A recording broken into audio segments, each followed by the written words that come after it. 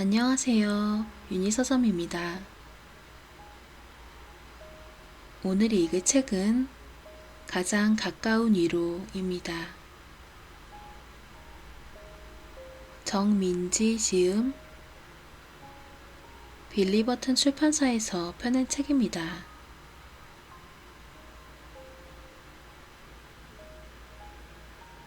잘 회복하는 법. 가을답지 않게 세찬비가 내린 오후, 스타벅스 2층 창가바에 운 좋게 자리를 잡고 앉았다. 내 양옆으로 노트북을 펴놓고 뭔가를 타닥타닥 두드리고 있는 사람을 보니 동료 같다는 생각에 마음이 편안해졌다. 실제로 그들이 뭘 하고 있는지도 모르면서 말이다. 가방에서 노트북을 천천히 꺼내 전원을 켜고 익숙하게 와이파이를 잡으면서 생각했다. 앞으로 완전히 낫기까지 얼마나 시간이 걸릴까. 목을 이리저리로 움직여 보았다. 뻐근했다. 컨디션이 좋지 않은 건 지난 주말에 저촉 사고가 있어서였다. 대형마트에서 한가득 장을 보고 차를 몰고 돌아오는 길이었다. 집이 코앞이었지만 상습 정체 구간이라 마음을 느긋하게 놓고 있었다. 빨간불을 받고 다들 정지했는데 한 화물차만 고집스럽게 속도를 줄이지 않고 달리다가 앞차를 쾅 들이박았다. 그 앞차에 타고 있던 우리 부부는 앞으로 몸이 쏠리며 크게 한번 출렁했다. 다음날 자고 일어나니 목부터 허리까지 뻐근했다. 의사는 CT 촬영 필름을 보더니 내가 거북목이어서 통증이 있는 거라고 했다. 평소에 나쁜 자세 때문에 목이 점점 굽어가다가 외부의 충격 때문에 방아쇠가 탕 당겨진 것이라고. 그놈의 방아쇠를 당기지 않았으면 안 아팠을 것 아니냐고 물었지만 의사는 그럴지도 아닐지도 모른다는 태평스러운 말만 했다. 그러고 나서 자기 병원에서 할 수 있다는 최신 치료법을 열정적으로 소개했다. 보험 보상 범위를 벗어난 치료였기에 단칼에 거절하고 근육통을 줄여주는 간단한 물리치료만 받고 병원을 나왔다. 평소에 바른 자세 인간은 아니었지만 졸지에 새우등과 거북목 판정을 한꺼번에 받고 나니 기분이 영 좋지 않았다. 여러 감정 중에서 무엇보다 억울함이 가장 컸다. 그 일이 내 몸을 어떻게 안 좋은 쪽으로 교묘하게 비틀어놨는지 인정을 받고 누군가에게 보상을 받고 싶었다. 그 사고만 없었더라면 아무렇지도 않았을 텐데. 사고가 아니라 내가 원래 가지고 있던 자세가 통증의 근본적인 원인이라고 콕 집어낸 의사가 원망스럽기도 했다. 의사는 굽은 걸 다시 원래대로 돌리는 데는 자세 교정만으로는 부족하다고 했다. 철학자 쇼펜하우어의 행복론대로 생각하자면 행복이란 자기가 즐긴 기쁨이 아니라 자신이 벗어난 재단으로 계산해야 한다고 하니 큰 장애를 얻은 것도 아니고 견딜만한 수준의 후유증만 있으니 이 정도면 행복에 해당하는 걸까? 동의가 안 된 걸 보니 아직 수양이 부족하다. 어렸을 때는 내가 가진 게 별로 없었기 때문에 크게 공격받지 않고 무방비 상태로 살아올 수 있었다. 하지만 내가 가진 것들이 조금씩 늘어나면서 상처도 늘었다. 한 번은 너무 스트레스를 받은 나머지 숨이 잘 쉬어지지 않던 순간이 있었다. 내 숨소리밖에 들리지 않았다. 얼마나 숨이 간절했던지 온 힘을 내서 가슴을 부풀리던 순간이 기억난다. 그럴 때마다 완전한 회복은 없었다. 상처를 피하지 않는 이상 늘 어딘가 다쳐서 회복의 과정에 있었다. 마음의 상처는 글로 풀기도 했다. 몇 년 전부터 지금까지 쓰고 있는 글이 그렇다. 처음 글을 다 쓰고 세상에 책을 탄생시켰을 때 나는 슬프면서도 떨리기도 하고 조금은 허무하기도 했다.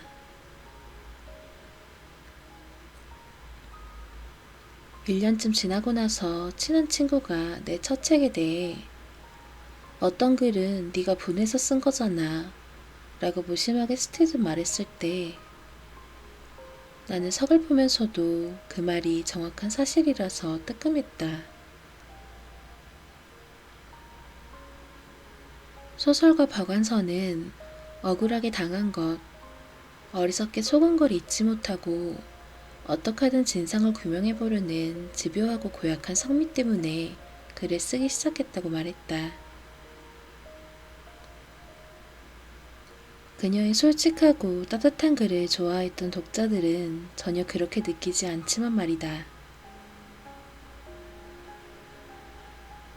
어쩌면 나의 경우도 억울한 것, 속은 것들을 대놓고 풀지 못해서 글을 쓰고 있다는 생각이 든다. 내 아픔과 상처를 누군가에게 달뜨지 않고 담백하게 말하고 싶다. 아픔을 겪어본 사람 앞에서 조용히 말하고 싶다. 내 아픔을 알아달라고 여기저기 호소하는 대신에 가만히 탐색해보고 경계하는 마음이 남아있는 와중에 살짝 열린 이에게 절제하며 내 안에 있는 아픔을 이야기해보고 싶다. 혼자서 많은 것들을 감내해본 적이 있는 사람들끼리만 아는 마음으로 공감받고 싶다.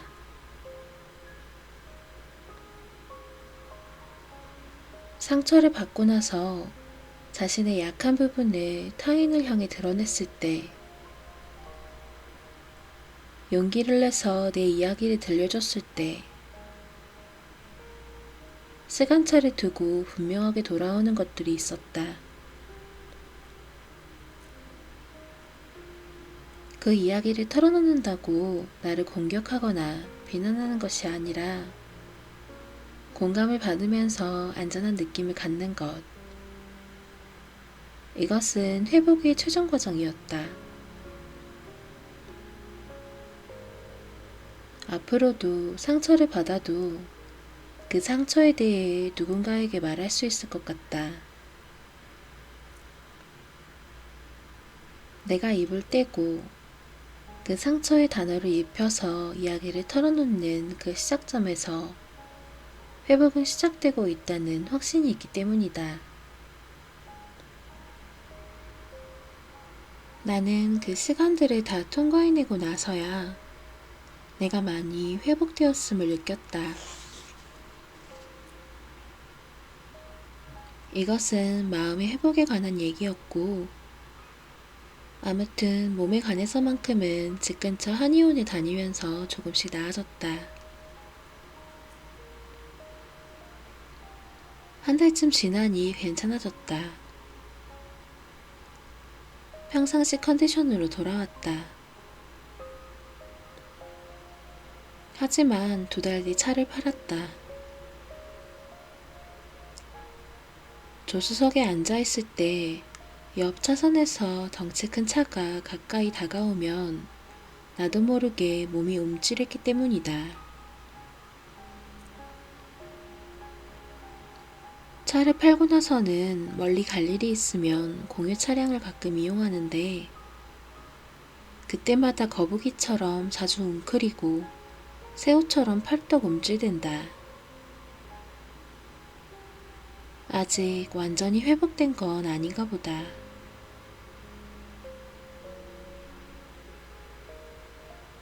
인생에서 가장 좋은 나이. 출판사와 계약을 하고 나서 준비 땅 하는 마음으로 한동안 회사원처럼 칼같이 오전 9시 반에 밖으로 나섰다. 그런데 엘리베이터 문이 열리면 3번에 한 번꼴로는 깜짝 놀랐다. 분명히 멈춰있는 엘리베이터를 눌러서 탄 건데 안에 사람이 있어서였다. 아주 작은 사람이어서 또 놀랐다. 그녀는 우리 동을 맡아서 청소하는 미화원 할머니였다. 할머니는 매번 거울을 닦고 있었다. 15층에서 1층까지 내려가는 그 잠깐 동안 할머니는 늘 비슷한 말을 했다. 가방을 메고 있으면 학생이요? 라고 물어보고 남편이 엘리베이터 앞까지 와서 나를 배웅하는 걸 보는 날엔 신혼이요? 라고 했다. 한 번은 몇 살이요? 라고 여쭤보시길래 30몇이라고 했더니 젊은 게 참 좋소 라고 하셨다. 지나고 나니 젊을 때 나는 뭐 했나 싶소 라고 승강기 거울을 닦으면서 혼잣말처럼 말했다. 할머니가 매번 비슷한 말을 반복하는 게 느낌이 희한했다. 게다가 이 옷체를 쓰는 게 낯설기도 해서 잠시 조선시대로 타임슬립한 기분이 들기도 했다. 한 번은 또 젊음이 부럽소 라고 하시길래 나름 고수하면서 친근한 톤으로 이렇게 대답해봤다. 아유, 어르신도 젊어 보셨잖아요. 내 말에 조금 뜸을 들이다가 할머니는 중얼거렸다. 내가 그런 시절이 있었나? 누군가 버튼을 누를 때까지 조용하게 공중에 멈춰서 있는 엘리베이터에서 조용히 거울을 닦으며 어느새 주름진 자신의 얼굴을 낯설게 응시하는 그녀. 어느 날부턴가 그녀의 모습이 보이지 않았다.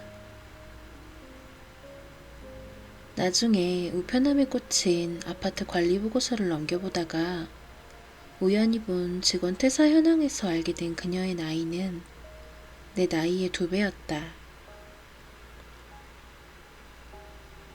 내 나이는 39. 20대와 묶여서 2030으로 살다가 이제는 4050 쪽에 속하는 나이를 앞두고 있다. 나이를 묻는 질문에 요즘은 움찔한다. 못 모르고 썼던 첫 번째 책의 저자 소개 말고 두 번째 책부터는 저자 소개에서 나이를 알아서 뺐다. 주요 독자층인 2030 여성과 혹시라도 괴리감이 될까 해서였다. 어느새 그런 나이가 됐나 싶다.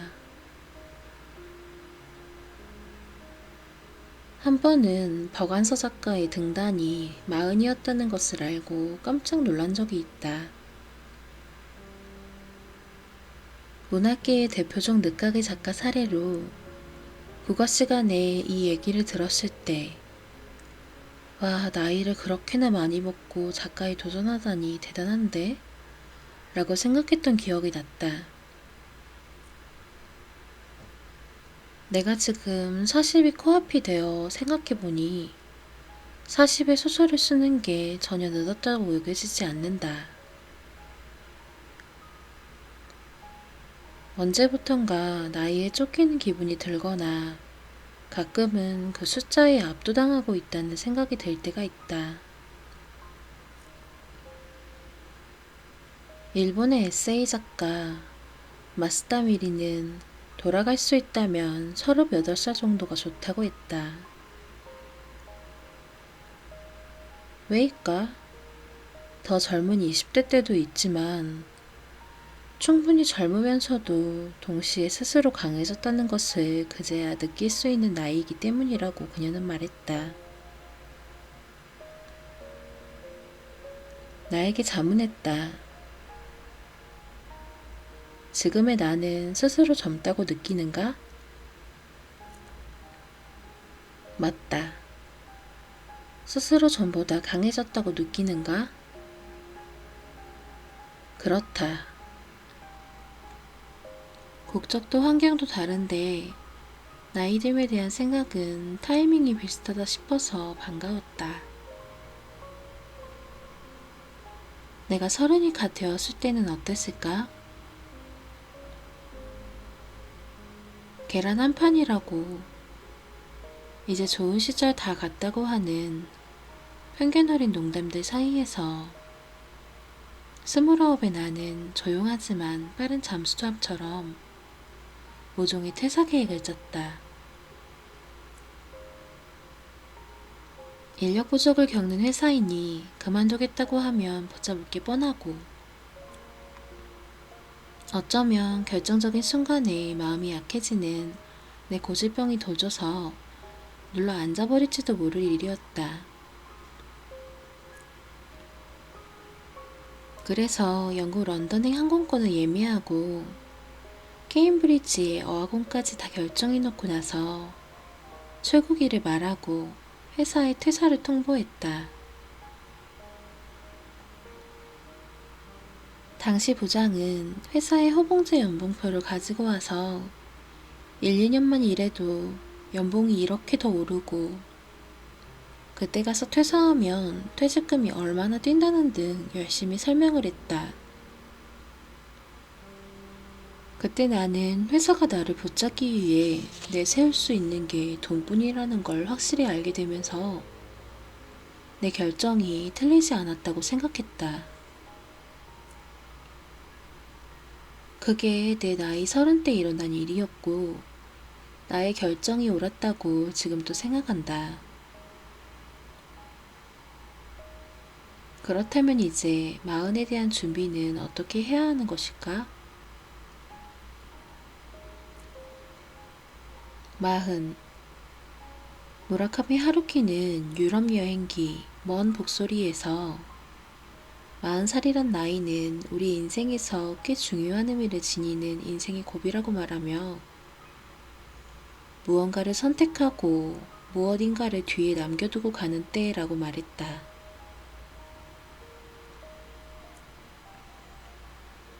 이 나이쯤 되면 조금은 섭섭하더라도 놓아야 할 것은 놓아주고 떠나야 할 때라는 것이다.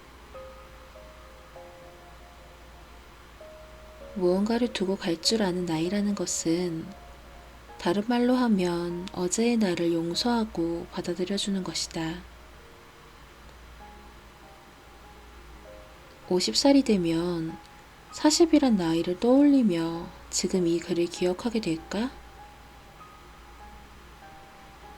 아니면 글 따위는 생각나지 않을 정도로 어떤 강렬한 사건이 내 인생에 있게 될까? 일어나지 않는 일은 알 수 없다. 내가 감당할 정도의 무언가가 일어나길 바랄 뿐이다. 지금은 그저 좋은 음악을 듣고 좋은 책을 가까이 하고 잘 자는 것밖에 바랄 게 없다. 예전엔 서너 시간만 자고 일어나도 날아다닐 것 같았지만 요즘엔 7시간을 안 자면 몸이 뻐근하다. 그래도 우리는 부지런히 걸어야 하는 여행자이고 이 길의 끝은 아직 보이지 않는다. All things go.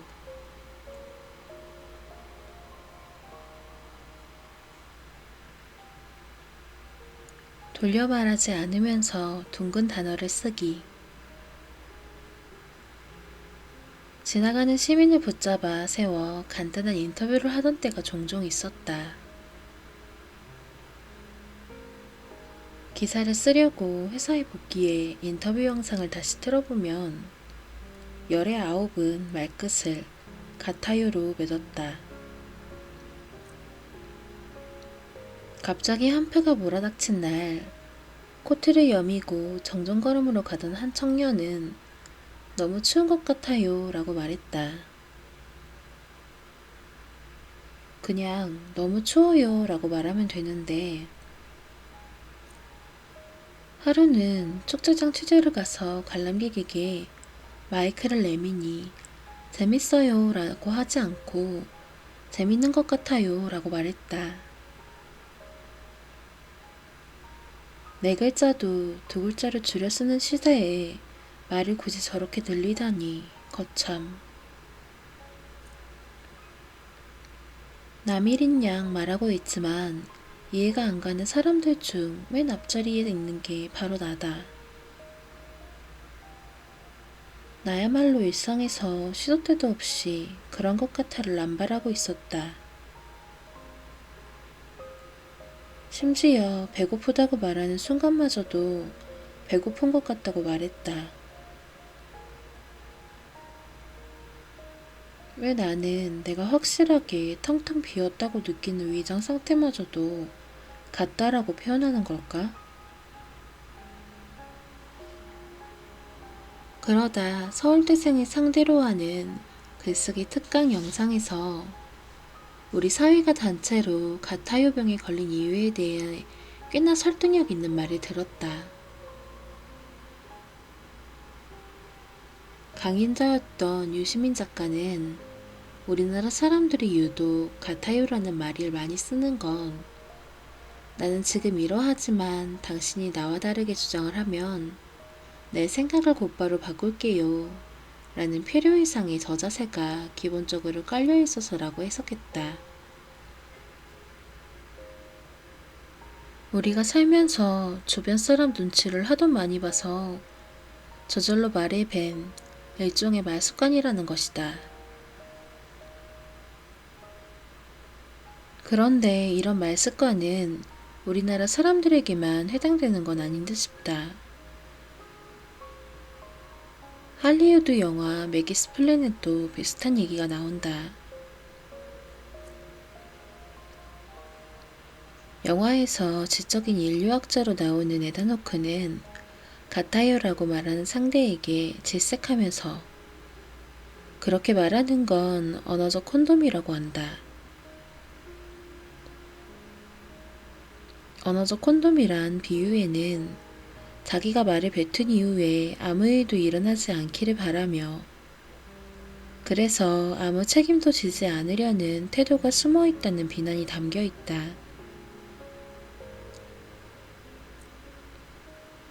가타요병 중증 환자였던 내가 그나마 경증으로 나아진 건 특효약 문장을 만나고서였다. 그 문장은 바로 네가 거절해도 괜찮아다. 그 말은 상황에 따라 내가 거절당해도 괜찮아로 때론 내가 거절해도 괜찮아로 변주되기도 했다. 거절을 당하면 그 순간 기분이 확 상하고 얼굴이 빨개진다. 그동안 내가 상대방에게 해줬던 것들이 생각나면서 배신감까지 들기도 한다. 그건 지금도 크게 달라지지 않았다. 다만 예전과 달라진 건 순간적으로 그렇게 기분이 상하더라도 그 끝을 길게 가져가지는 않는다는 점이다. 거절을 당해서 내 안에 부정적인 감정이 솟구치면 스스로 반박하면서 수습할 줄 알게 되었다.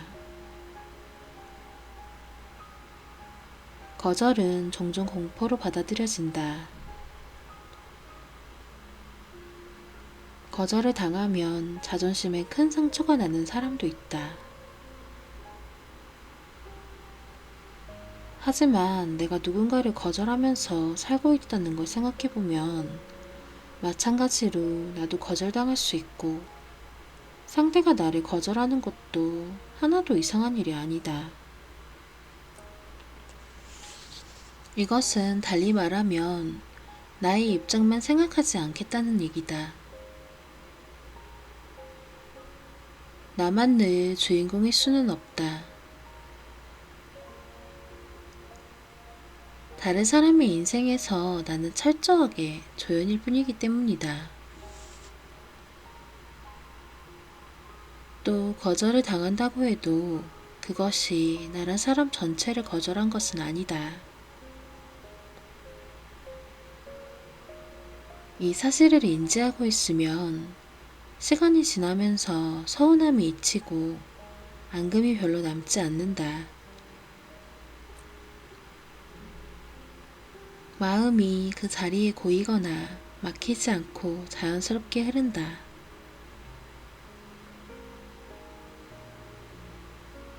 강물 같은 인간관계를 위해서는 뱀에 꼬여있는 나 자신부터 풀어야 했다. 그렇게 많은 것들에 무게를 줄여서 생각하니 내가 갖고 있는 걸 솔직하게 드러내는 것도 생각만큼 위험해 보이지 않았다. 한때는 내 의견을 되도록 숨기고 다른 사람에게 맞춰주는 것이 내가 실수하는 걸 사전에 차단하는 길이라고 생각하기도 했다. 내 생각을 분명하게 표현하는 게 상대방에게 무례하거나 고집 센 사람으로 비춰질 거라고 여겼다. 나더러 그러려는 사람은 없었다. 단지 나 스스로가 까칠한 내 생각을 숨기고 표현을 순화해야 한다고 생각하며 옥죄었다. 그렇지만 냉정하게 돌이켜보면 나의 선량한 의도와는 다르게 실전에서는 오히려 모호한 말들이 그 반대 결과로 돌아올 때가 더 많았다. 이 정도로 돌려서 말하면 알아차리겠지 했지만 대부분은 알아차리지 못했다. 그러면 나는 상대에게 적잖이 실망했다. 내 마음만 골마갔다.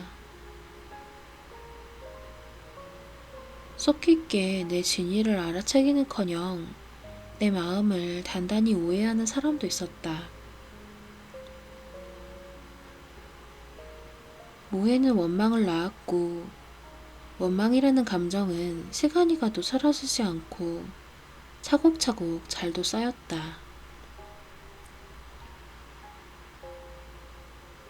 그런 인간관계의 과정들을 겪으면서 알게 되었다. 왕년에 유명한 초코파이 CM송처럼 말하지 않아도 알아요 라고 착각하며 정확하게 말하지 않는 건 내 날에 불이 켜진 가로등처럼 헛심만 쓰는 것이란 걸 말이다. 내가 뭔가를 정확히 말하지 않는 건 그렇게 돌려 말해도 상대가 알아듣기를 바라서이다. 말하지 않아도 알 거야. 눈빛만으로도 알 거야. 이렇게 말하면 내 마음을 알아줄 거야. 그건 마치 내가 하는 말의 속사정이 무엇인지를 상대방이 알아서 캐치하라며 갑자기 공을 던지는 것과도 같다. 상대방에게 내 진위를 파악해달라고 갑자기 스파이크를 예고도 없이. 내 마음대로 되지 않는 상황이 닥치면 날씨나 계절 같은 자연의 섭리들을 떠올리면 좋다. 비가 오는 날, 구름만 낀 날, 햇볕에 타들어갈 것 같은 날, 태풍이 몰아치는 날 등 날씨를 아무리 원망해도 바뀌는 건 없듯이 오늘은 내가 거절당한 흐린 날일 뿐이다. 똑같은 일이 다른 날, 다른 시간, 다른 사람에게는 받아들여질 수도 있다. 내가 할 수 있는 것에만 진심을 다하면 그 이후의 것들에 내가 관여할 여지는 거의 없다. 이렇게 내 생각에 대해선 분명하게 하려고 하지만 일상에서 내가 좋아하는 단어들은 모서리 없이 둥근 것들이다. 이건 또 다른 문제다. 다른 사람이 나에게 어떤 말을 하는 것보다 내가 하는 단어를 고르는 와중에 나의 마음이 나에게 집중되어 있는 것을 느낀다. 그래서 나는 타인에게 건넬 부드럽지만 확실한 단어를 찾아서 헤맨다. 어쩌면 고르는 시간이 더 중요할지도 모른다. 그런 과정을 거쳐서 나는 원하는 것에 가깝게 말한다. 상대방이 잘 알아채는지가 중요한 게 아니라 내가 그 주인격에 알맞은 단어를 잘 찾아서 말했는지가 더 중요해진다. 그 정확한 말들에 실린 내 마음이 상대에게 가서 닿는다. 꼭 닿지 않아도 그 마음은 나에게 다시 돌아와 닿는다. 꼭 단어뿐만이 아니다. 요즘은 말을 할 때 내가 하는 말에 더 신경을 써야 한다고 생각한다. 내가 내뱉는 말과 단어, 분위기, 맥락을 돌아보면 알게 된다. 내가 다른 사람을 어떻게 뜻대로 홀대하고 있는지를. 그렇게 꼬리에 꼬리를 물면 다른 사람을 대하는 시선도 달라진다. 무엇보다 그렇게 나를 생각하는 시간에 다른 사람은 신경에서 확연하게 흐릿해진다. 그만큼 타인을 향한 칼날이 무뎌지는 것이다.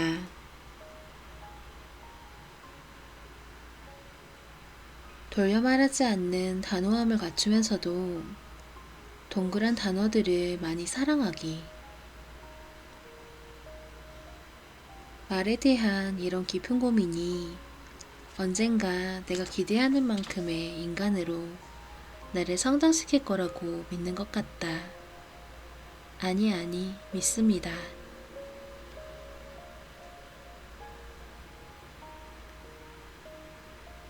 다정하겠다는 결심. 확실히 기성세대에 속하는 나이가 되어서인지 어린아이가 주인공인 책이나 영화를 보면 이제는 부모나 교사 같은 어른 배역에 스스로를 대입해보게 된다. 얼마 전에는 유치원생 아이를 키우는 한 친구가 영화 원더를 추천해서 봤다. 영화에는 안면 기형 장애를 가진 소년 어기가 주인공으로 나온다. 어기는 광활한 우주를 떠다니는 상상을 자주 한다. 모두가 빠짐없이 헬멧을 써야 하는 우주에서 비로소 주변의 시선에서 벗어나 자유로움을 느끼기 때문이다. 10살이 되고 용기를 내 초등학교에 입학하지만 주변의 우려대로 반에서 놀림감이 된다. 결국 가장 심하게 괴롭히던 아이의 부모가 학교 교장실에 불려온다. 온몸을 화려하게 치장하고 등장한 아이 엄마는 제 아들이 했던 못된 짓을 다 듣고도 감싸고 돌다가 급기야 짜증까지 낸다. 아니, 단 한 사람도 상처를 받으면 안 되는 거예요? 그러자 교장 선생님은 그녀를 쳐다보며 차분하게 말한다. 이 아이는 외모를 바꿀 수 없으니 우리가 시선을 바꾸면 어떨까요? 단순한 줄거리였고 특별한 반전도 없었지만 다 보고 나서 며칠이 지나도록 이 두 어른의 대화가 머릿속에서 떠나지 않았다. 그 중에서도 특히 시선이라는 단어에 꽂혀서 그 말을 동물사탕처럼 입안에서 한참 물고 있었다. 시선, 눈이 가는 방향, 또는 그 쳐다보는 눈. 나는 어떤 시선을 가지고 있는가? 영화를 보고 나서 이 근본적인 질문을 다시 꺼내게 되었다. 이 영화는 우리가 타인의 다름을 포용해야 한다고 말하는 데에 그치지 않았다. 여기서 한 발 더 성큼 나아갔다. 우리 모두가 빠짐없이 특별하다고 말하고 있었다. 모두가 같고 동시에 그 모두가 각각 다르다고 말해주고 있었다. 다수와 소수, 같은 거 다름을 나누는 것은 단지 우리의 시선일 뿐이라는 단순하면서도 묵직한 메시지가 담겨 있었다. 생각 없이 몸에 저절로 익어버린 시선. 그것 역시도 익숙함과 게으름 때문에 뿌리내은 마음의 습관일 것이다.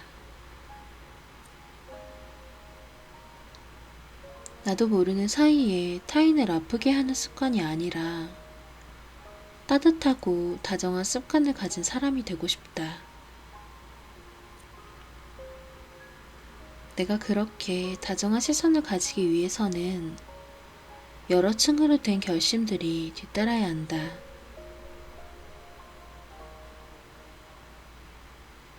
상대를 괜찮은 사람이라고 생각하겠다는 결심.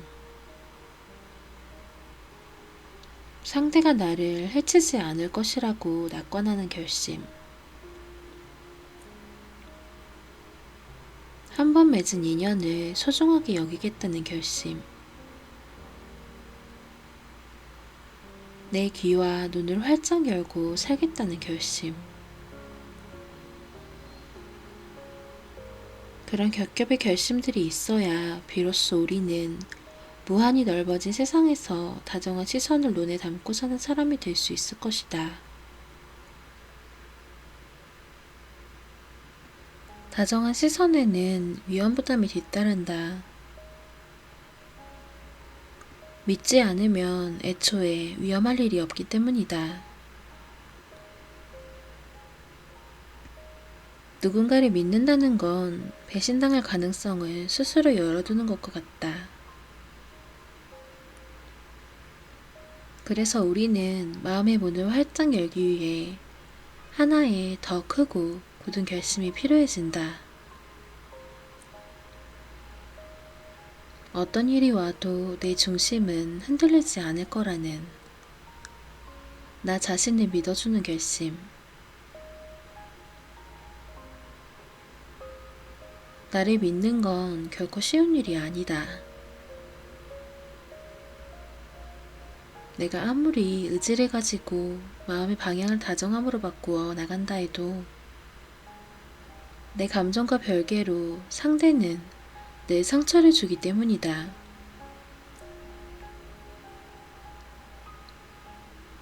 내 다정함을 정당하게 대우받지 못하면 억울하고 그 억울한 마음들은 우리 일상에서 순간순간 울컥거림으로 나타난다.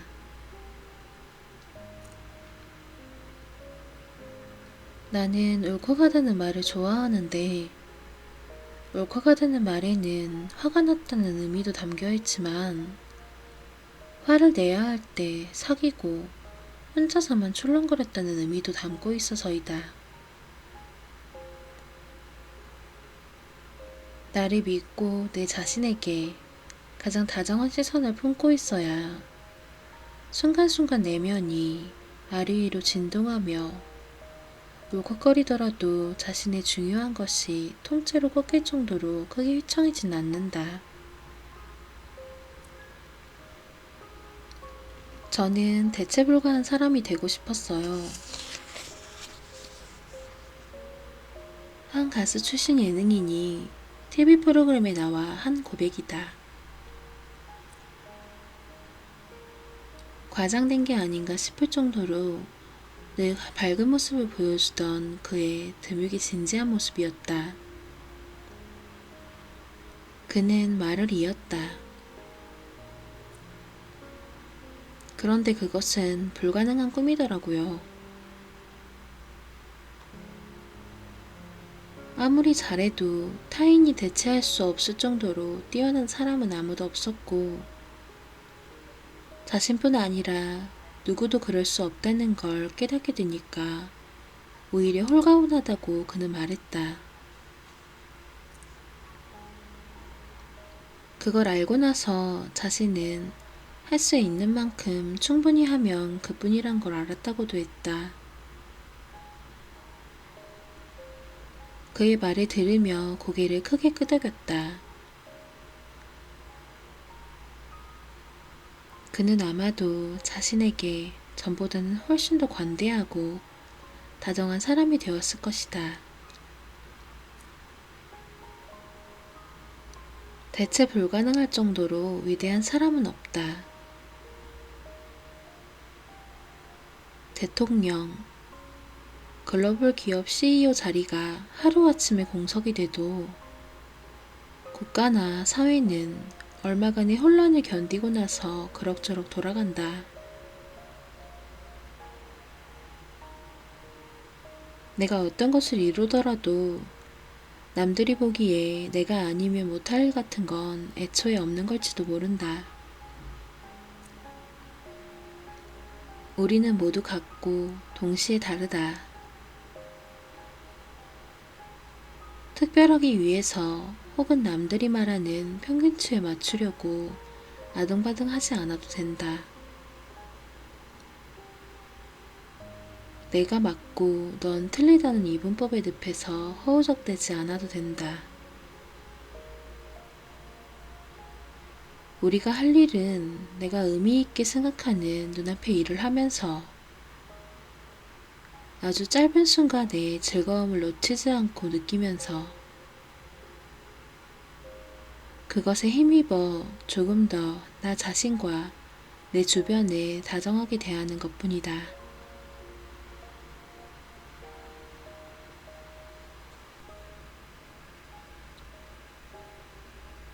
우리 안에 있는 나머지들, 첫 직장의 기억을 떠올려보면 힘든 일도 많았지만 지금이라면 하지 못했을 일들도 많았다. 축구선수로서 레전드급인 차범근은 신인 때는 아무것도 모르고 천방지축이었지만 그때의 에너지가 다시는 오지 않는다 라고 말했다. 꼭 운동선수에 국한된 이야기로 볼 수는 없다. 직장인이 일을 할 때도 비슷하다. 평생 처음 같은 불타는 에너지를 가지기는 힘들다. 사회생활 초짜 시절이 생각난다. 스물다섯에 처음 입사하고 나서 1, 2년은 다시 하라면 못할 정도로 열심히 했다. 잠도 안 재우기로 악명 높은 수습기자 시설을 지나서도 나의 일방적인 회사 사랑은 이어졌다. 회사 근처에 원룸을 얻어놓고 근무가 아닌 휴일에도 별일 없으면 회사에 나갔다. 30분이라도 가서 당직 중인 선배와 수다를 떨다가 돌아왔다. 회식을 하면 아예 헐렁하고 편한 옷으로 갈아입고 술자리에 있는 모두와 꼭 술잔을 마주쳤다. 새해 해돋이 취재를 가는 선배가 있으면 내 취재가 아닌데도 새벽같이 일어나서 동행했다. 누가 시킨 건 아니었다. 그냥 그러는 게 좋았다. 시키지 않아도 내가 찾아서 하고 싶었다. 그렇게 해서 일 잘한다는 칭찬을 받고 싶었고, 남든 일 못 쓰는 기사를 내가 쓰고 싶었다. 단독 기사, 특종 기사를 쓰고 싶었다. 선배에게 두루 이쁨을 받고 신입사원 잘 뽑았다는 말을 듣고 싶었다. 천방지축이지만 다시 못 올 뜨거운 에너지가 있던 때였기 때문에 가능했던 시간이다. 나는 일을 사랑했고 일도 나를 사랑해 주었다. 라틴어 수업이라는 책에서 저자 한동일은 라틴어 공부의 의미에 대해 여러 가지를 말하는데, 나에게 인상적인 구절은 어려운 것을 공부해본 학생에게 또 다른 어려움은 그렇게 크게 다가오지 않을 수 있다 라는 부분이었다. 열심히 최선을 다해본 그 쫓아 시절이 생각나서였다. 공부와 일에는 고통스러운 부분이 있다. 안 해도 되면 좋고 피할 수 있으면 피하는 게 가장 좋지만, 어쩔 수 없는 상황에서 그 고통스러운 상황을 견디다 보면 그것보다 약한 것들은 결디만할 것으로 탈바꿈 맞는 기적을 맛보게 된다. 전에 없던 용기란 게 생기게 된다. 나에겐 뜨겁게 일한 시간들이 그랬다. 그렇게 단거리 주자처럼 달리면서 살다가 갑자기 외부의 이유로 멈추게 됐다. 다니던 언론사가 파업을 하면서였다. 오전 파업 집회에 참가하고 나서 오후가 되면 노조원들이 해산했다. 열심히 달리기만 하는 삶을 살다가 원치 않은 자유를 갑자기 맞닥뜨리게 된 것이다. 회사 선배들은 아이들 학원비며 대출 이자 같은 고정비용 때문에 걱정이 태산 같았지만, 고작 20대 후반이던 나는 월세 35만원과 약간의 생활비를 빼고는 딱히 돈 들어갈 데가 없었다.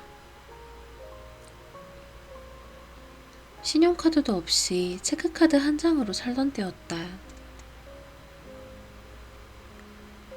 그 몇 달이 내 인생 처음으로 아무것도 하지 않았던 시기였다. 학생 때는 진학이나 성적으로, 대학생 때는 온통 취업과 진로 고민으로 바빴다.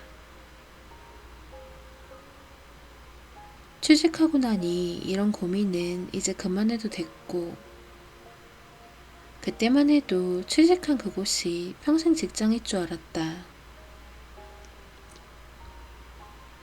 비로소 나는 난생 처음으로 생존, 진로, 금전,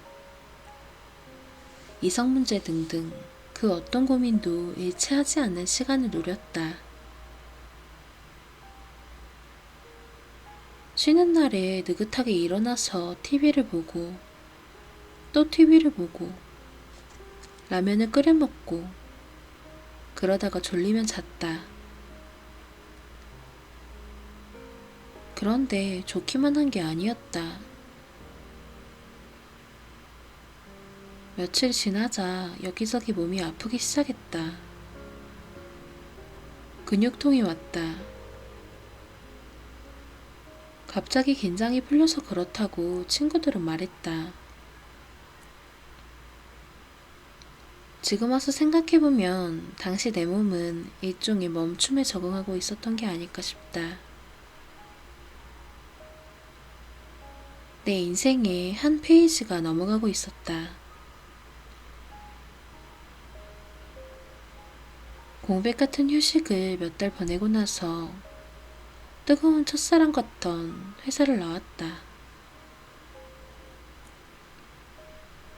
나는 그것이 내 인생에서 결정적 용기를 낸 순간이라고 생각한다. 그로부터 1년의 시간에 걸쳐서 나는 그때까지 해보지 못했던 낯선 외국에서의 생활을 경험하고 가난한 어학연수생, 다시 재취업 준비생으로서의 시간을 보냈다. 누가 보면 취업 준비를 2번 하는 위험하고 어리석은 결정 아니었냐고 할 수 있다. 그러나 그 시간 동안 도약을 이뤘고 내 삶의 키를 내가 준 느낌을 처음으로 가져보았다. 지금에 와서 나 자신이 뭐든 할 수 있다고 용기를 낼 수 있는 이유는 정말 힘들게 일한 첫 직장 시절이 아니라 불확실성을 스스로 떠안고 인생 실험을 한 30살의 1년 덕분이다. 다큐멘터리를 보고 눈물을 흘린 적은 있지만 영화나 드라마, 책을 보고서 운 적은 내 기억에 거의 없다. 그런 내가 리스본행 야간열차를 다 읽고 나서는 눈물이 돌았다. 책에도 기소 본능이 있어서 어울리는 독자를 찾아간다는 한 영화 속 대사처럼 그 책은 돌연 퇴사를 한 내 마음이 어떤지 대변해주는 느낌이었다.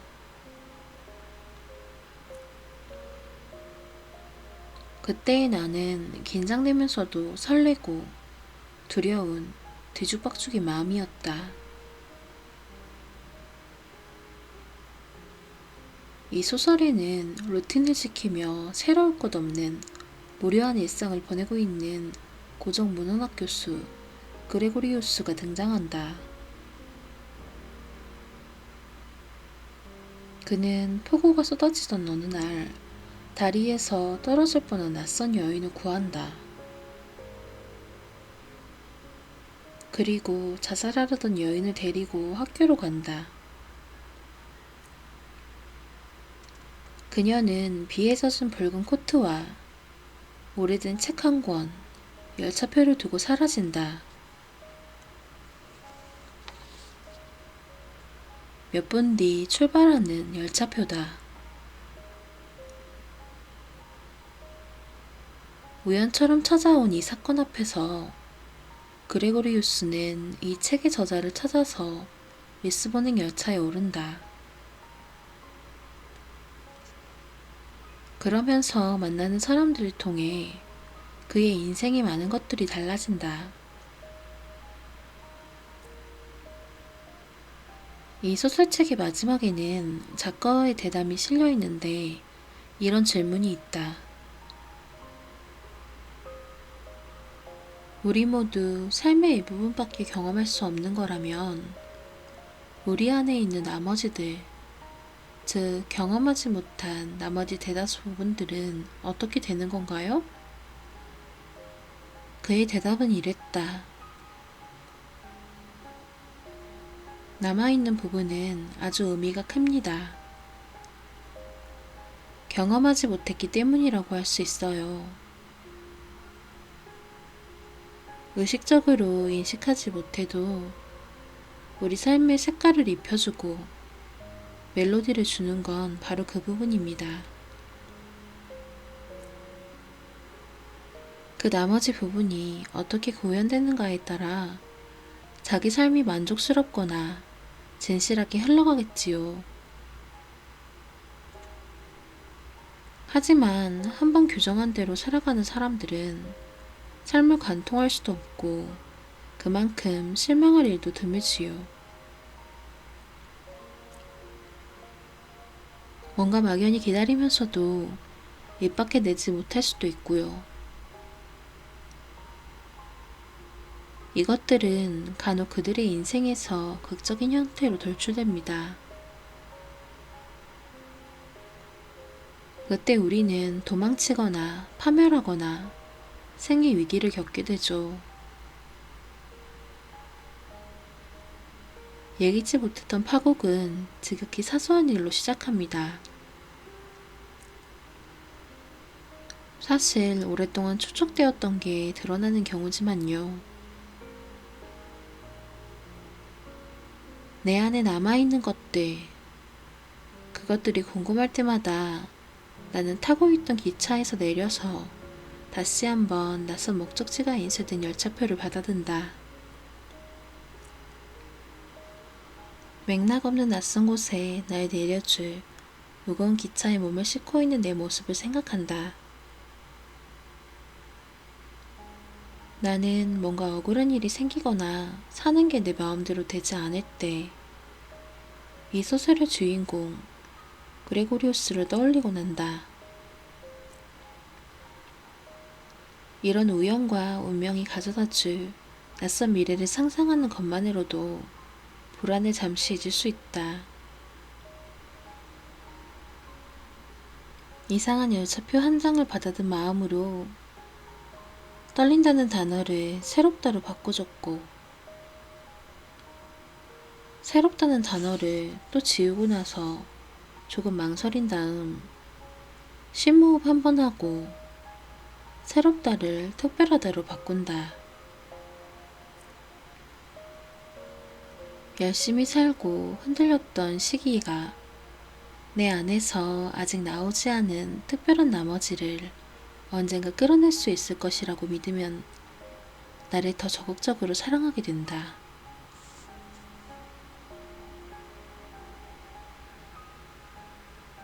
나를 지키는 마음의 습관.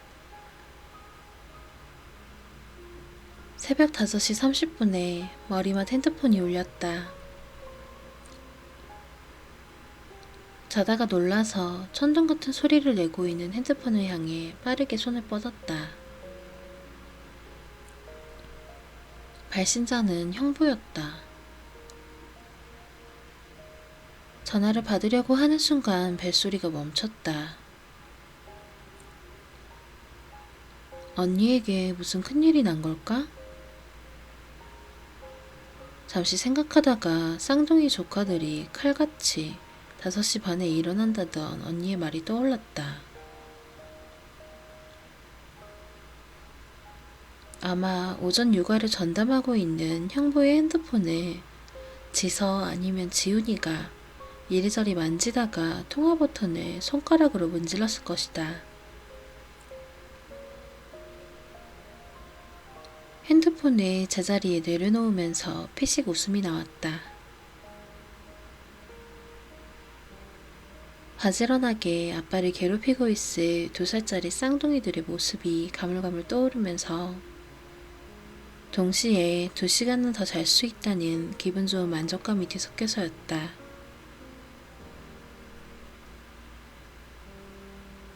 아침에 일찍 일어나는 습관을 강조하는 책이 주기적으로 인기를 끈다. 특히 연초가 되면 생활 습관에 대한 책들이 쏟아진다.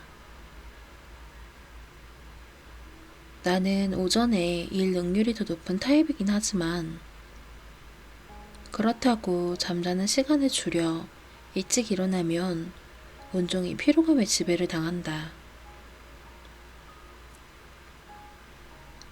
어떤 기업 대표는 하루에 2~3시간만 잔다고 하고 유명한 여행가는 이틀에 한 번만 잔다고 말하기도 했다.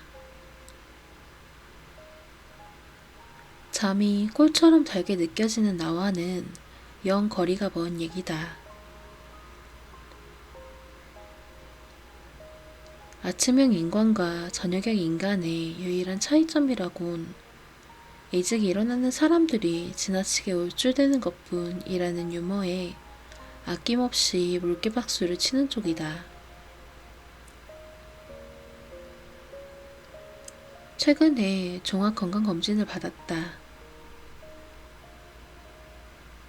회사에 다니면서 건강검진은 받았지만 내시경과 초음파 등등 40여 가지 항목을 꼼꼼히 검사받은 것은 처음이었다. 몇 주 뒤 우편으로 도착한 검진 결과서에는 무려 B가 6개나 있었다. 올 A를 기대했는데 당황스러운 성적이었다. B는 정상에서 조금 벗어났으니 매년 경과를 지켜보라는 의미였다. 당장은 걱정하지 않아도 되지만 앞으로 어떻게 변할지 모른다는 일종의 경고였다.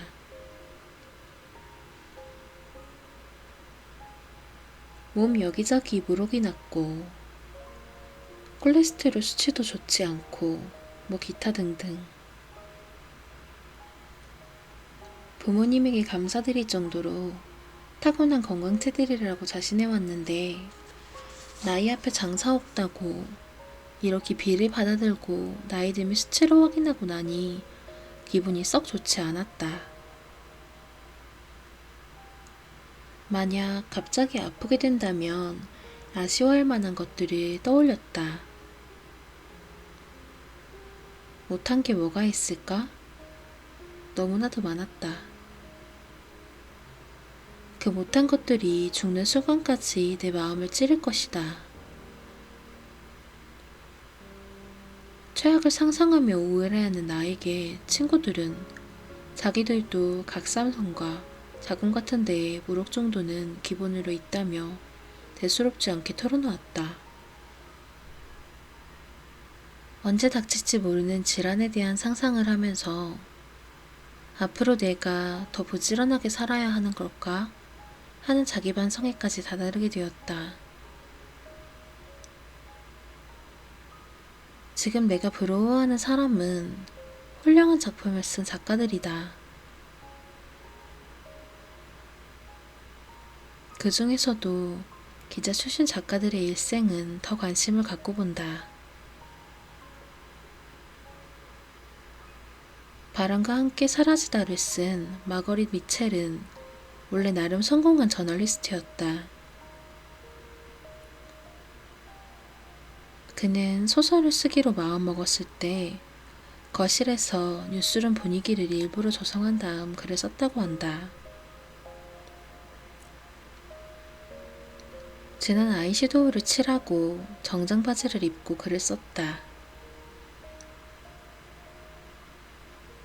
나도 뭔가 규칙적이고 부지런하게 내 하루를 정렬해야겠다 싶어서 바쁘고 빡빡한 일정을 세워봤다. 하루 이틀은 계획한 대로 됐지만 나중에는 어떤 일에도 몰두가 되지 않았다. 글은 평소보다 더 써지지 않았고 노트북을 펴놓고 졸려서 한참을 멍하게 있기도 했다.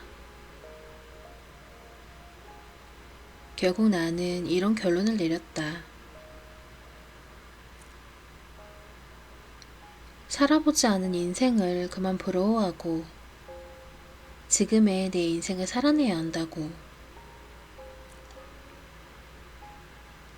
그렇게 생각하려 하다가도 때때로 더 열심히 살지 못한 것에 대한 미련을 여전히 버리지 못하고 가끔 불안해한다. 버젓한 습관을 제대로 세우지 못한 스스로를 어떻게 받아들여야 할 것인가? 애써 못다한 것들이 내 마음을 불편하게 한다. 빨간머리에는 자신의 컴플렉스인 빨간머리를 지고개 놀리는 친구의 머리를 석판으로 콱 내려치며 불같이 화를 냈다. 하지만 집에 돌아와서는 빨간 머리카락을 검은색으로 염색했다. 하지만 머리는 윤기나는 검은색이 아니라 초록색으로 변했다. 애는 대실패를 해 식음을 전폐한 채 엉엉 운다. 저는 빨간 머리만큼 나쁜 건 없다고 생각했지만 초록색 머리는 그보다 10배는 나쁜 거란 걸 알았어요. 마음의 습관도 그렇다. 우리는 빨간색 머리카락을 가졌다. 상처를 받고 우리 안에 무언가를 바꾸려고 하면 머리칼은 전혀 다른 색깔로 변해버리기도 한다.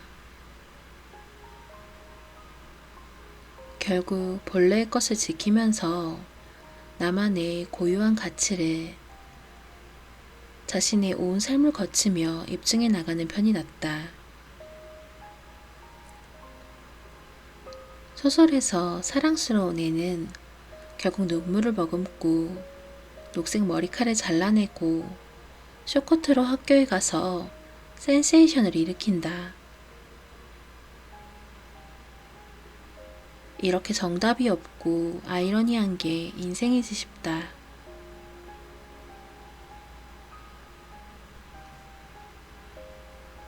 인과관계를 끊임없이 조립하기. 영화관에서 기생충을 보다가 상영관에 앉아있는 모두가 빵 터졌는데 나 혼자만 뒤통수를 얻어맞은 것 같이 얼떨떨한 표정을 지었던 순간이 정확히 2번 있었다. 기택 송강호의 가족이 카스텔라 차인점으로 망했다는 얘기를 할 때 한 번, 근세 박명훈도 카스텔라 체인점을 했다가 똑같이 쫄딱 망했다는 공통점이 드러날 때 2번. 몰래 가서 가게를 찍기로 유명한 고발 프로그램 때문에 영화 속 가장들이 전 재산을 털어서 연 가게가 하루아침에 망한 것이다. 나는 사회부 소속 기자였지만 파견을 가서 7달 동안 고발 프로그램 2편을 제작한 적이 있었다. 카스텔라 편은 내가 다시 사회부로 돌아가고 나서 한참 뒤에 나온 것이다. 하지만 어쨌든 내가 잠깐이라도 제작했던 그 프로그램인 건 사실이다. 저 가족들이 햇빛 내리쬐는 지상에서 어둡고 음습한 지하로 내려간 게 나 때문 같았다. 그래서 웃을 수가 없었다. 지금의 나는 언론사에서 퇴사한 지 몇 년 되었지만 퇴사 직후에는 언론을 비판하는 내부자 고발성의 책을 내보고자 제안을 받은 적도 있다.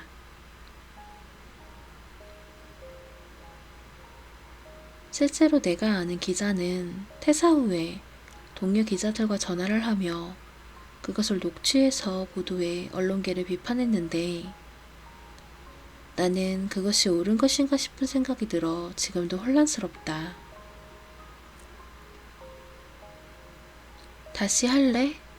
누군가가 지금 그렇게 물으면 다신 하지 않겠다고 말하겠지만 그래도 그 일을 좋아했고 내 안에 뭔가를 부지런히 갈아서 결과물을 냈다. 한 번은 회사에 나를 찾는 신문 구독자 전화가 왔다. 웬만하면 메모로 전달되는데 전화를 받은 내근자가 말하기를 상대방이 너무 간곡해서 직접 통화하는 게 어떻겠냐고 했다. 얼마 전 내가 쓴 기사 때문이었다. 퇴행성 관절염 치료제의 청사진에 대해서 언제 시판되는지 너무나도 알고 싶다고 했다. 남자는 자신의 어머님에게 그게 꼭 필요하다고 했다. 목소리가 간절해서 눈물이 날 뻔했다. 기사에는 하반기쯤이라고 나와 있는데 하반기라고 하면 6월에서 12월까지인데 5월이면 5월, 6월이면 6월이라고 말해달라고 했다. 최대한 친절하게 내가 아는 선에서 대답해줬지만 결국 그 기사는 잘못됐다. 성분 허위 기재로 허가가 취소된 후 난리가 났다. 주가는 반에 반토막이 났고 상장 폐지 얘기까지 나왔다. 제약 분야 기사를 보도자료를 토대로 고스란히 받아쓴 탓이었다.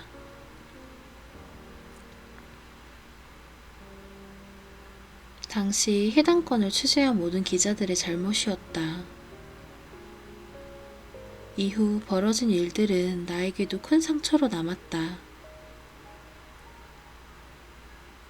친구와 수다 중에 나온 말실수 하나에도 반점을 설치는데 기사 실수에는 얼마만큼의 자괴감이 드는지 모른다. 그런데도 다음날 아무렇지 않게 모호한 표현 하나 없이 일정량의 기사를 써야 했다. 주류는 아니지만 주류 가까이에 있었고 딱히 모르는 것도 없지만 정확히 아는 것도 없는 그런 사람이 되어갔다. 변할 수 있는 것과 변하지 않는 것, 이 차이에 대해서 늘 고민해왔다. 진짜 바뀔 수 있는 걸까? 기자를 하면서 그것은 나에게 화두였다. 내가 어떻게 하면 바뀔 수 있을까? 바뀌었는가 하면 제자리로 가 있었다. 바뀌지 않았다. 동시에 이 기자가 와도 저 기자가 와도 쓸 수 있는 건 거기서 거기였다. 내 글을 써야지 마음먹고 나서부터는 세상에서 일어나는 일과 내 주변의 일에 내 경험을 걸쳐두고 생각하게 됐다. 나 자신을 콘텐츠 삼아 수백 편의 글을 써가면서 내가 과연 얼만큼 언제까지 솔직할 수 있을지도 고민이다. 그렇게 아직 오지 않은 일을 고민하자마자 우울이 앞서서 온다. 나란 사람이 적나라하게 드러나면 어쩌나 하는 두려움과 함께 솔직함을 가장한 글로 누군가가 상처를 받는다면 그것은 어떻게 수습할 수 있을까 하는 것도 역시 고민이다. 에세이는 논픽션이지만 내 기억과 해석이 더해지면 픽션과 논픽션의 경계에서 헤매게 된다. 첫 책을 냈을 때 출판사에서 작가의 몫으로 책 20권을 보내줬다. 나는 책에 가족과 친구를 제외하고 익명, 가명으로 잠깐씩 등장한 인물 10명에게 연락했다. 책에 당신과 나눴던 짧은 대화나 단상이 실려 있으니 읽어보라고 말이다. 아마도 모르겠지만 당신과 함께했던 이 짧은 순간의 대화가 나에게는 의미가 있었다고. 후에 놀랐던 점은 그 10명 모두가 그 당시의 일을 거의 기억하지 못하거나 글의 맥락을 통해 자신의 정체를 추정하게 되면 어쩌나 걱정하거나 전혀 다르게 기억하고 있었다는 것이다. 대놓고 왜 자기 이야기를 썼냐고 하는 사람은 없었지만 단 한 명도 자신의 등장을 기꺼이 즐거워하지 않았다.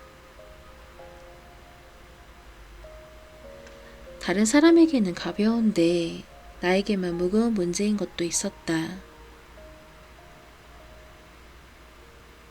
나의 글들이 누군가에게는 무례할 수 있다는 걸 깨닫고 글을 쓰는 나는 더 신중해져야겠다고 다짐했다.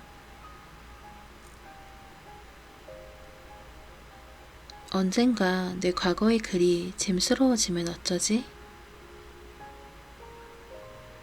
이 책을 쓰면서도 늘어나는 페이지 수만큼 내 실제 삶과 간극이 생기는 건 아닌지 전전긍긍해질 때가 있다. 그럼에도 불구하고 기존 서사에 압도당하지 않고 가벼운 마음으로 새로운 이야기를 써내려고 한다. 나 자신과 함께 잘 살아가기 위해서 지난 기억들을 열심히 더듬고 인과관계를 갖출 것이다. 질리지도 않고 온종일 레고 블록을 쌓았다 무너뜨리며 노는 어린아이처럼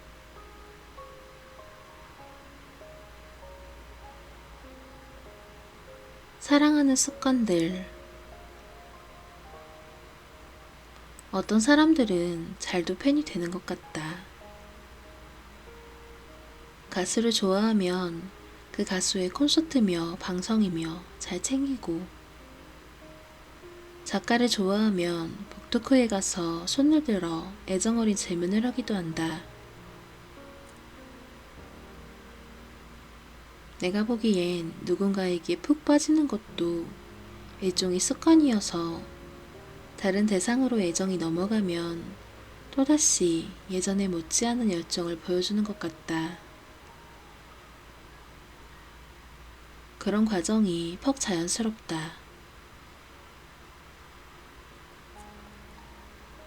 실생활에서도 이성에 대해 짧은 사랑을 강박적으로 반복하는 사람들이 있다.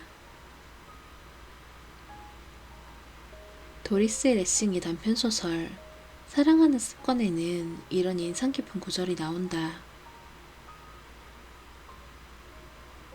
당신은 그저 사랑이 습관이 되었을 뿐이에요. 사랑이 습관이 되었다는 표현이 조지의 마음속에서 혁명을 일으켰다. 나도 예전에는 누군가를 깊게 좋아한 적이 있었다. 그런데 지금의 나는 이와는 반대로 어딘가에 깊게 빠지는 법이 없다. 사랑하지 않는 습관이라고 할 수 있겠다. 그 대상에 빠졌을 때 크게 실망한 기억들이 있어서 그런지도 모르겠다. 대학 때 소설을 통째로 필사할 정도로 좋아했던 한 소설가가 있었는데 학교에서 초청 강연이 열렸다. 맨 앞자리에 가서 앉았다. 생각과 너무 달랐던 그를 보면서 내내 얼마나 고통스럽고 충격을 받았는지 모르겠다. 그는 간증회처럼 종교적인 내용을 전파했다. 강연이 끝나고 나서 무릎에 올려둔 소설책에 사인받을 생각도 하지 않고 돌아섰다. 오지 말걸. 괜히 왔다고 중얼거리면서 이후에 가수나 배우 같은 연예인들을 직간접적으로 알게 되면서 그들의 실제 삶과 남들에게 보여지는 삶 사이의 간극이 매우 크다는 걸 알게 되었다. 이후 누군가를 팬이라고 할 정도로 좋아하게 되는 일은 없었다. 일상에서도 특별히 한 분야에 관심이 가거나 하지 않았다. 어쩌면 두루두루 알고 싶은 욕망이 있어서 기자란 직업에 끌렸던 건지도 모르겠다.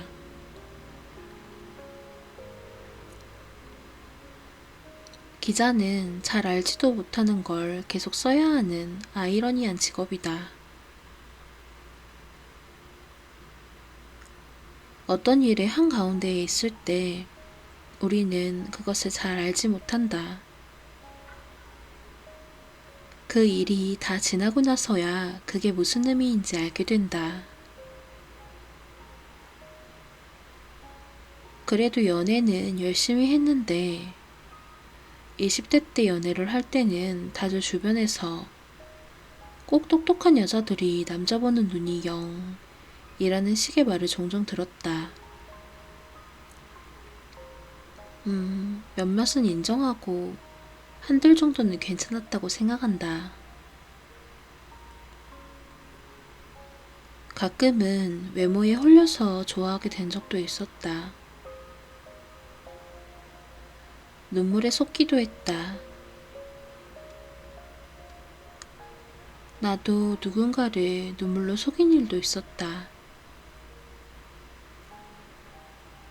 희한하고 비상식적인 연애사를 이 자리에서 늘어놓고 싶지는 않다. 철부지였던 당시에는 나를 좋아하는 마음을 눈치챘지만 그 호의를 이용해서 내 외로움을 채우고자 했고 그래서 공정하지 못했고 이기적이었던 것 정도만 말하고 싶다. 그런 연애는 늘 자신에 대한 깊은 실망으로 끝나서 늘 뒷맛이 썼다. 자, 흑역사를 접어두고 내가 어떤 것에 완전히 푹 빠져지는 적이 있었는가를 다시 살펴보자면 생각나는 게 있긴 한데 한심하게도 술이다.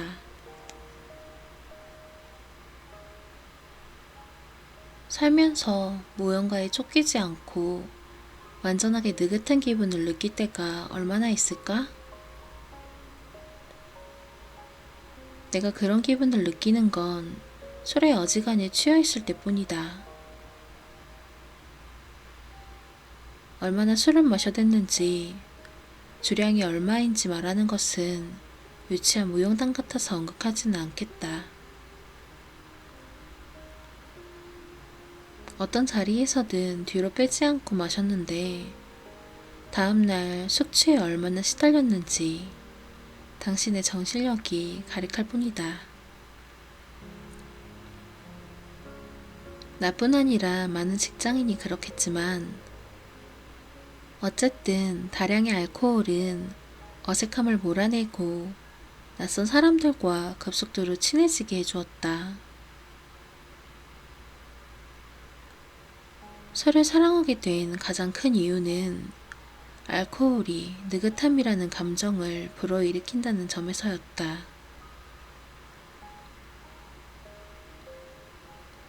술을 마시면 서두를 게 없어진다. 집에 돌아갈 일이 그렇고 내일 출근이 그렇고 일주일 뒤가 그렇고 내 앞으로의 삶도 그랬다.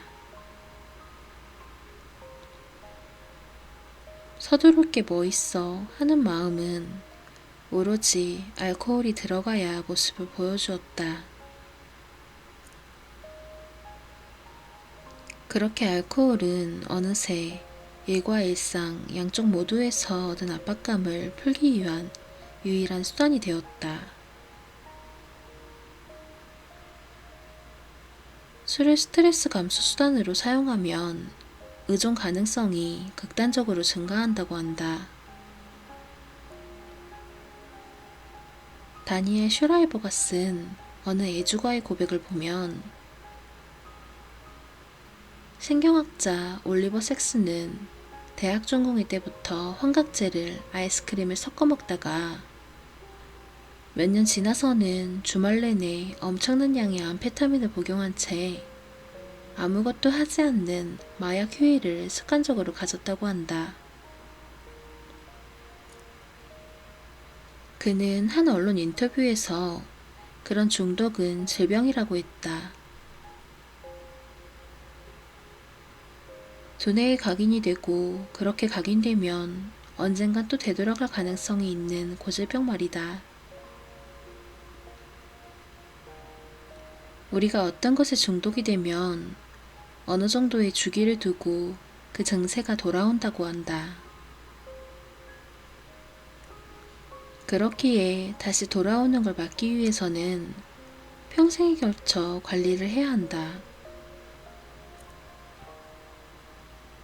그 말이 어느 정도 맞는 것이 회사를 그만두고 프리랜서가 되었을 때 나는 나의 음주 습관이 식사를 하면서 간단히 반주 정도만 하는 꽤 바람직한 습관으로 정착이 되었다고 생각했다. 고주망태가 되는 일도 귀갓길에 노트북 가방 앞주머니에 토사물이 묻어있는 일도 사라졌기 때문이다.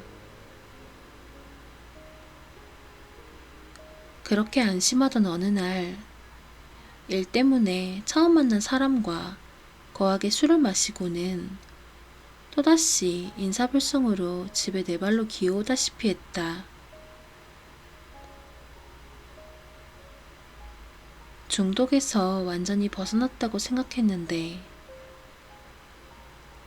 알코올에 관해서는 하나도 안 변한 것이었다.